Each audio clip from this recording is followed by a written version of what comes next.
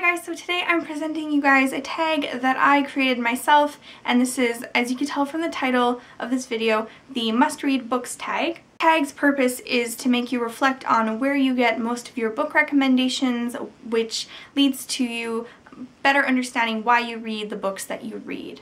Hope you guys enjoy this tag. There are 7 questions, and I hope you guys either make a video and answer these questions or comment down below your answers, and if you have made a video, please let me know by commenting and I will go and check out your video.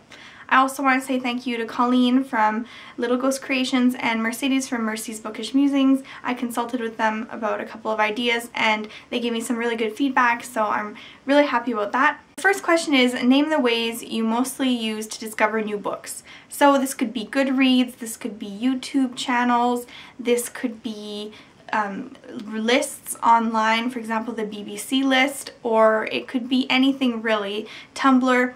Let me know what you guys use to get new book recommendations. So I have to say that I mostly use YouTube. Certain booktubers whose opinions I really trust and whose opinions tend to influence me and tend to make me want to buy certain books. So I'm going to show you guys some of these books, and I would like you to also show us some of the books that you have gotten because of these influences.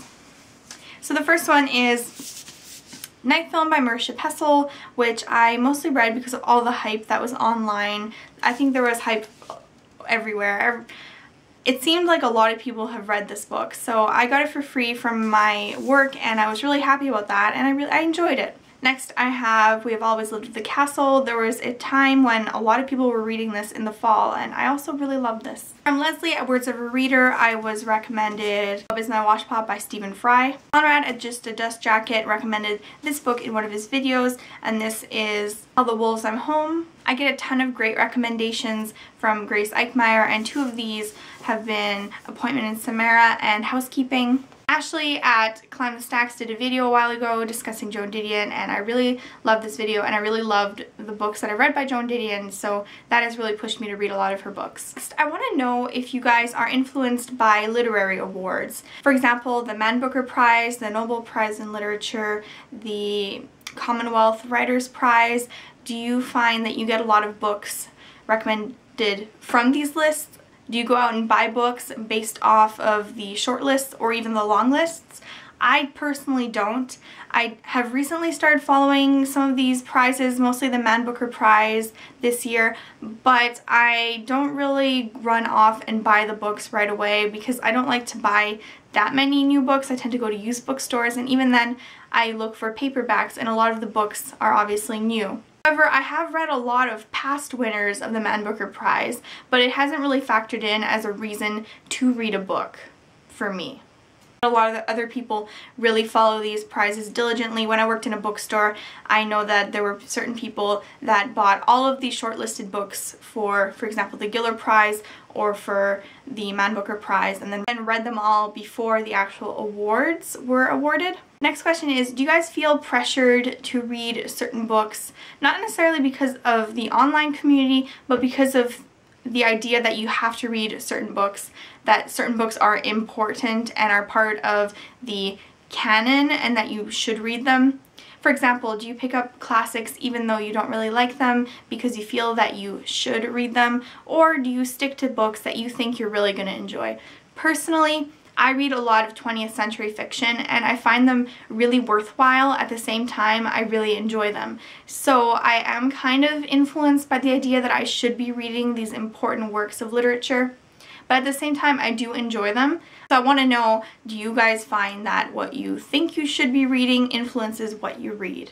Fourth, does the average star rating of a book influence whether you're going to read it or not? A lot of the books I read have pretty high star ratings, so I don't get influenced that much by star ratings. However, there is one book, Prep by Curtis Sittenfeld, that I did not end up reading, mostly because it got really bad reviews on Goodreads. And there are a couple people on YouTube, at least I think Suddenly Lorna read this book and really liked it, so I have been trying to read it, but the fact that it's gotten such bad reviews has kind of held me back. Overall, I tend to pick and choose what I read based on what I think I will like and what I will find worthwhile to read. That way I don't have as many disappointments. So if you look back on my Goodreads page, you'll see that I don't rate that many books under 3 stars because I have such a stringent policy to figure out if I think I'm going to like a book before I actually get it from the library or buy it.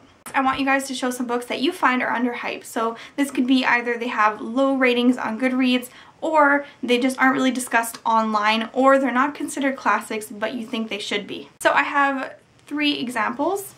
The first is Mordecai Richler. So The Apprenticeship of Duddy Kravitz is a great book, but Mordecai Richler is not really discussed on YouTube. Another author is Arthur Koestler, so this is Scum of the Earth. I really enjoy this author. I've also read a book in 2013 which was Darkness at Noon, and that was in my top 5 books of 2013, so I'm going to link that down below. Finally, I have Hunter S. Thompson. This is The Rum Diary, but I've also really enjoyed Fear and Loathing in Las Vegas. I want you to tell us how long you spend looking for books online. So this could be how long you spend watching YouTube videos, discussing books, or how long you spend on Goodreads. I tend to watch booktube videos probably every day, and if not every 2 days. And I would say a large part of my online presence is spent either on Goodreads or on blogs or on YouTube. Finally, I want you to show some books that are on your to be read list that you have picked up because of either online recommendations or because of best of lists. So I'm just gonna jump right in. And the first one is The Bloody Chamber by Angela Carter, Stranger by Sarah Waters, Sweetness at the Bottom of the Pie by Alan Bradley, Curse of Mushrooms by Hiromi Goto, finally Room by Emma Donoghue. So this was my tag. I really hope you do it, and if you do, let me know down below, of course. I have all of the questions written down below. I want to tag a couple people for this tag. So first I want to tag Colleen at Little Ghost Creations. I also want to tag Mercedes at Mercy's Bookish Musings. 2 channels I've been really loving lately are Max at Well Done Books and Between Book Covers.